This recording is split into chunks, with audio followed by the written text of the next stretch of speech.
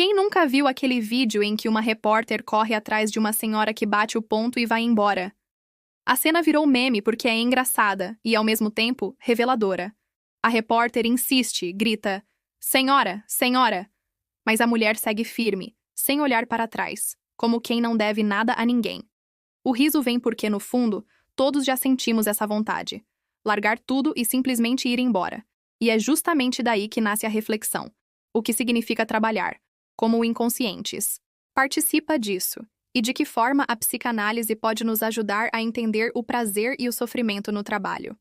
Freud dizia que a vida humana se sustenta em dois pilares fundamentais: amar e trabalhar. Ou seja, a nossa saúde psíquica depende em grande medida de como nos relacionamos com o amor e com o trabalho. O amor diz respeito aos laços, aos vínculos afetivos, à capacidade de desejar e de ser desejado. O trabalho, por sua vez, diz respeito não apenas ao ganho material, mas também ao modo como o sujeito se inscreve no mundo, como participa do laço social e como encontra uma via de expressão para o seu desejo. Só que, na prática, o trabalho pode ser tanto um espaço de criação, prazer e reconhecimento, quanto um território de dor, alienação e perda de sentido. E é justamente essa ambivalência que a psicanálise se propõe a escutar.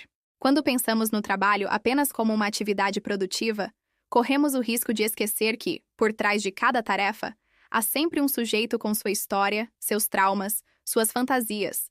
O inconsciente não fica do lado de fora do escritório. Ele entra junto conosco.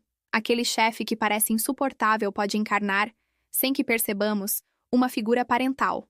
O perfeccionismo excessivo, a necessidade de não errar nunca, pode revelar um superego severo, herdado de uma infância marcada por cobranças. A procrastinação, que tantos entendem como preguiça, pode ser, na verdade, um mecanismo de resistência, uma forma inconsciente de dizer "não quero" diante de uma tarefa que não se conecta com o desejo. O trabalho, então, se transforma num palco privilegiado onde se repetem nossas neuroses e onde, ao mesmo tempo, podemos tentar ressignificar essas repetições. Não é por acaso que muitos chegam à análise falando de questões ligadas ao trabalho. Não se trata apenas de salário ou de carga horária. O que angustia tantas pessoas é perceber que passam a maior parte do tempo dedicadas a algo que não faz sentido, que não representa quem elas são, que não lhes traz satisfação alguma. É o vazio de trabalhar por obrigação, sem reconhecimento, sem pertencimento, sem possibilidade de colocar algo de si naquela função. Christophe Dejour fala do trabalho como um espaço onde se joga a saúde psíquica. Para ele, o prazer no trabalho está intimamente ligado à possibilidade de o sujeito se reconhecer no que faz, de sentir que sua atividade tem valor não apenas para os outros, mas também para si. Quando isso não acontece, surge o sofrimento. O corpo adoece, a mente se cansa, a vida perde brilho. Vivemos em uma sociedade em que o superego ganhou uma forma cruel. Não basta trabalhar, é preciso ser produtivo. O tempo todo, é preciso se vender como alguém apaixonado pelo que faz. É preciso estar sempre sorridente, engajado, agradecido pela oportunidade. Essa cobrança sem limites leva a quadros de burnout, depressão e ansiedade cada vez mais comuns. O sujeito não consegue mais separar sua vida pessoal da profissional, porque o trabalho invade tudo. Ele leva tarefas para casa, responde mensagens fora do expediente, acorda e já pega o celular para verificar e-mails. O trabalho, que poderia ser uma parte da vida, torna-se a vida inteira. E nesse processo, o sujeito se perde de si mesmo. Alain Bruno traz uma contribuição importante ao lembrar que o trabalho é atravessado pelo real, pelo simbólico e pelo imaginário. No real, temos as condições concretas: o ambiente físico, as demandas, o ritmo de produção. No simbólico, temos as regras, as normas, os discursos que estruturam aquela atividade. No imaginário, temos a forma como o sujeito se vê e é visto no trabalho. Quando há um equilíbrio entre essas dimensões, o trabalho pode ser fonte de satisfação. Mas quando há desencontro, quando o que faço não corresponde ao que acredito, ou quando o que desejo não encontra espaço para existir, o sofrimento se instala. É como se o sujeito se visse obrigado a representar um papel que não lhe pertence, como um ator preso a um roteiro que não escreveu. Nesse ponto, a psicanálise não vem oferecer fórmulas de motivação ou técnicas de produtividade.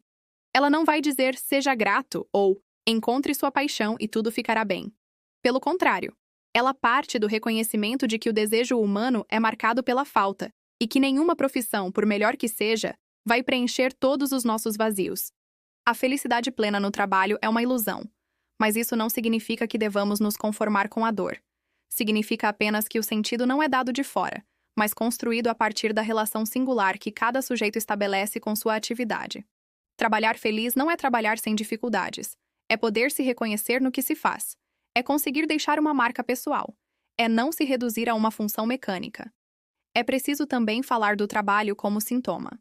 Muitas vezes, o excesso de dedicação, as horas a mais, a incapacidade de desligar-se, não são sinais de virtude, mas sim de repetição neurótica. O sujeito se prende ao trabalho para não entrar em contato com outras dores. Ele evita olhar para sua solidão, para seus conflitos íntimos, para suas frustrações amorosas. Trabalhar sem parar se torna uma forma de calar o inconsciente, mas é um silêncio temporário, porque o sintoma sempre retorna. Assim, o trabalho que deveria sustentar a vida se transforma em uma prisão, em uma compulsão, em um vício.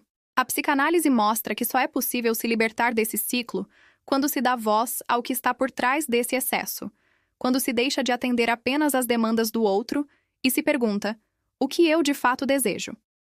Por isso, a análise pode ser um espaço fundamental de ressignificação. O analista não vai dizer ao paciente para largar o emprego, mas vai ajudá-lo a compreender por que continua ali, por que suporta tanto, por que não consegue dizer não. Esse processo de escuta pode permitir que o sujeito encontre novas formas de estar no trabalho, que consiga delimitar fronteiras, que perceba quando é hora de mudar. Não existe receita universal, porque o desejo é singular. O que adoece um pode trazer prazer a outro. O importante é que cada um possa se apropriar de sua própria história, em vez de viver alienado na história que lhe é imposta. É aqui que a imagem da senhora do meme retorna com toda a sua força. Ao não responder à repórter, ela não responde às cobranças da sociedade, não se justifica, não explica. Ela simplesmente vai embora. E esse gesto, aparentemente banal, é revolucionário, porque mostra que nem sempre precisamos responder a todas as vozes que nos chamam, nem sempre precisamos atender a todas as demandas. Existe a possibilidade de escolher, de dizer não, de sair de cena. É claro que a vida real não nos permite simplesmente abandonar tudo sem consequências. Mas talvez o que esse meme desperta em nós seja a lembrança de que, em algum nível, temos o direito de nos recusar a viver apenas para os outros, de nos recusar a ser apenas máquinas de produção. A psicanálise, nesse sentido, é uma forma de devolver ao sujeito a escolha. Não a escolha ilusória de ser plenamente feliz, mas a escolha real de se apropriar do próprio desejo, de não viver apenas sob a tirania do superego. Ao analisar seu trabalho, suas relações, suas repetições, o sujeito pode descobrir que há espaço para ser mais livre, ainda que essa liberdade seja sempre relativa. O trabalho continuará sendo trabalho, com suas exigências e limitações. Mas pode deixar de ser apenas sofrimento para se tornar também um lugar de criação, de expressão e, quem sabe, até de prazer. E então voltamos à pergunta que ecoa como o grito da repórter. Senhora.